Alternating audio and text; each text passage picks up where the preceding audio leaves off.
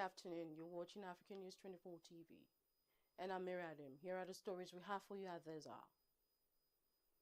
The United States has issued a security alert to its citizens in Nigeria following a protest by members of the Islamic Movement of Nigeria, also known as the Shiites, in Lagos.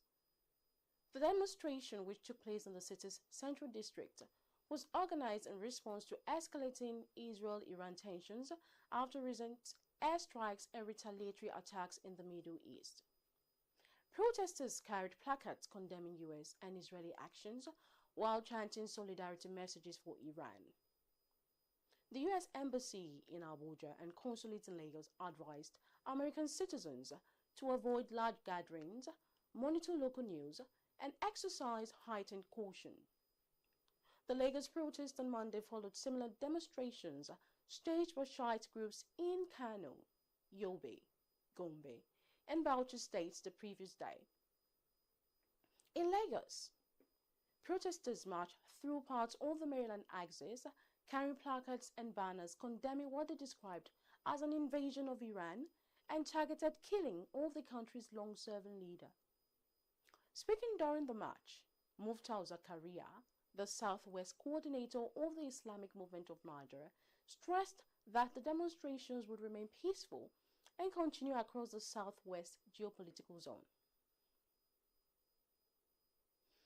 And the Independent Corrupt Practices and Other Related Offences Commission, ICPC, has released details of documents and electronic devices that were recovered from the residence of former Governor of Kaduna State, Nasir El-Rufai, in Abuja. The ICPC listed the items to include electronic devices and digital storage equipment. The Anti-Graft Agency, in a statement issued on Monday, March 2, 2026, said it recovered 9 flash drives, 1 memory card, and 7 hard drives. The Commission also listed multiple laptops among the items taken, including Apple MacBook Pro and Elu MacBook Pro models. Mobile phones were also part of the recovery. The agency said the devices include BlackBerry, Nokia N5, Toshiba, Samsung Ideos, Google Ideos, and 18 other mobile devices.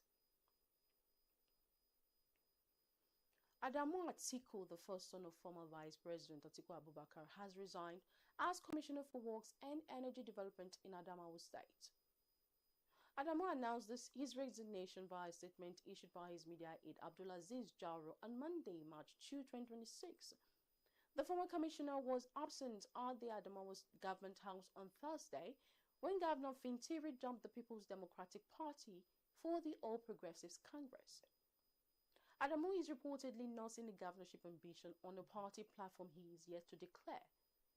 His half-brother, Abba Atiku, will be contesting for the House of Representatives on the platform of the APC. And still in politics, the Taraba State chapter of the All Progressives Congress has formally endorsed Governor Abu Kefes for a second term in the 2027 governorship election, alongside President Bola Tinubu for re-election in the presidential poll. The endorsement was announced by the outgoing State Working Committee, with party chairman Ibrahim Toko El-Sudi highlighting the leadership qualities demonstrated by both Kefes and Tinubu. El-Sudi noted that since Kefes defected to the APC, the party has experienced a smooth realignment process that strengthened its position across the state. The Anambra State Governor, Chukwuma Soludo, has revalidated his membership of the All Progressives Grand Alliance, APGA, by participating in the party's ongoing electronic membership registration exercise. The nationwide digital registration, which commenced on March the 1st across 8,809 electoral wards in Nigeria and the Federal Capital Territory, is part of APGA's efforts to modernize its operations and strengthen its support base ahead of future elections. Soludo, accompanied by his wife Nonya Soludo, completed the process, describing the initiative as a landmark step that aligns with the provision of the Electoral Act. He praised APGA's proactive embrace of digital reforms, noting that the party had begun its transition to electronic systems as early as 2024 ahead of other political parties.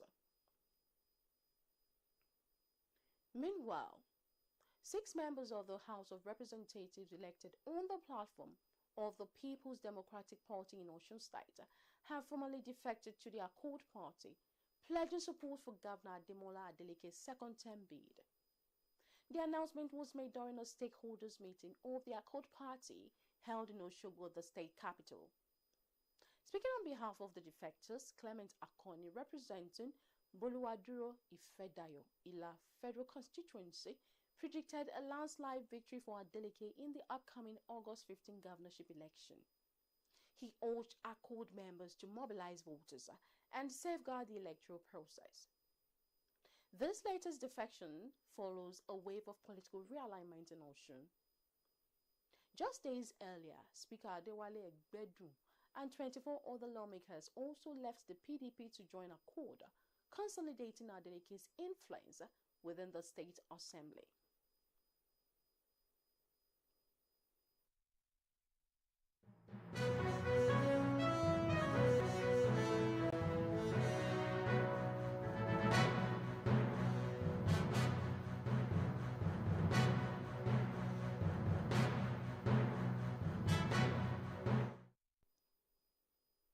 And in business news, Dangote Petroleum Refinery has increased its ex-gantry price of premium motor spirits, which is PMS, otherwise known as petrol, to 874 naira per litre.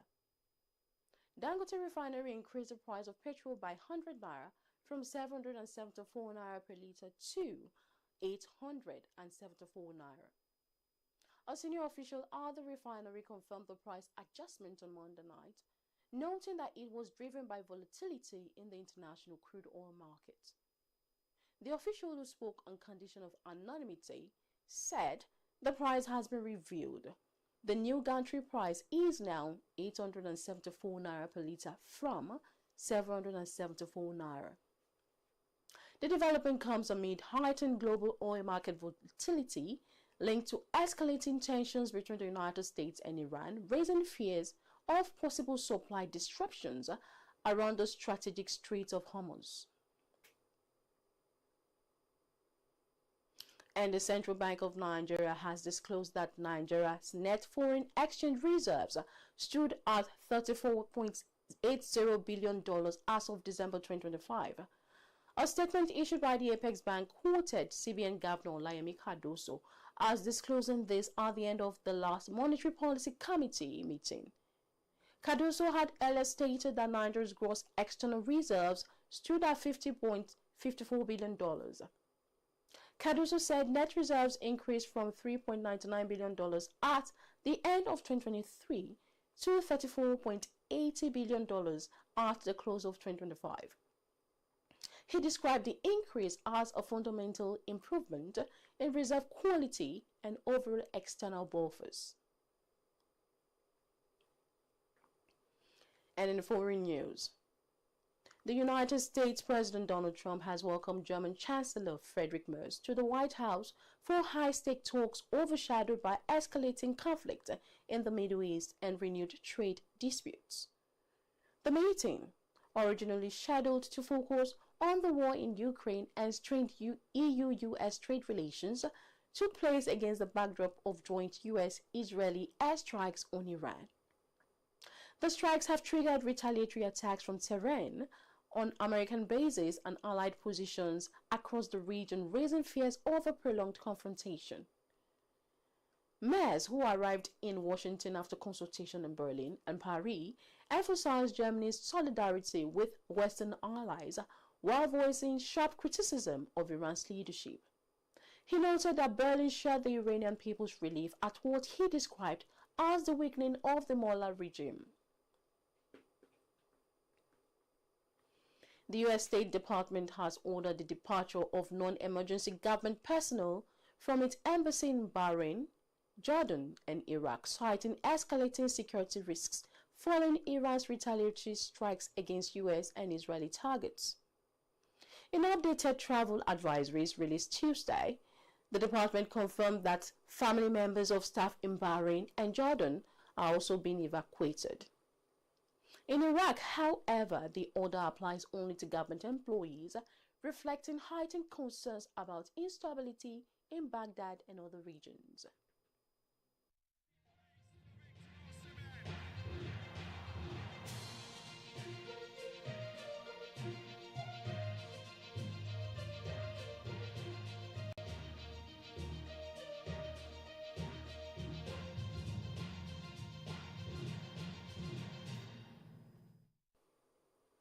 Welcome to Sports. South African giant Kaizer Chiefs have renewed their interest in Nigerian international goalkeeper Stanley Nwabali following the appendix surgery of first choice shot stopper Brandon Peterson. Peterson underwent surgery last week and is expected to be sidelined for several weeks, leaving the Soweto club scrambling for reinforcements.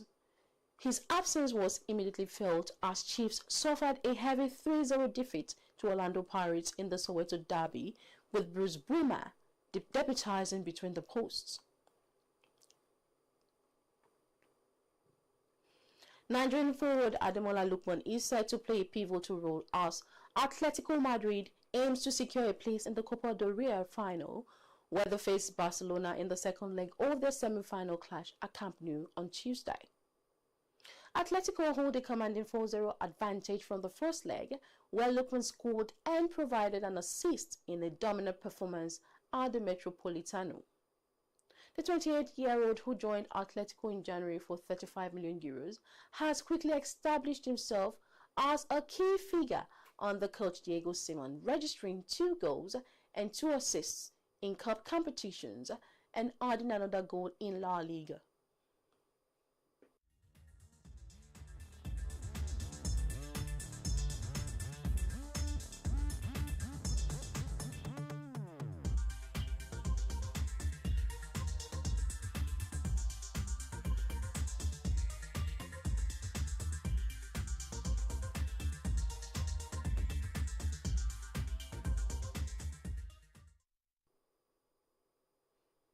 In entertainment, veteran actress Silva has recounted how she met her husband, Olu Jacobs, on a movie set, revealing it wasn't an instant attraction for her. Silva revealed that while Jacobs fell in love at first sight, she took time to warm up to him. Their union, which has produced 2 children, has lasted decades, with Silva crediting Jacobs' understanding as a key factor in their enduring relationship. Silva and Olu Jacob exchanged vows in 1985, with Silva being 24 and Jacob 44.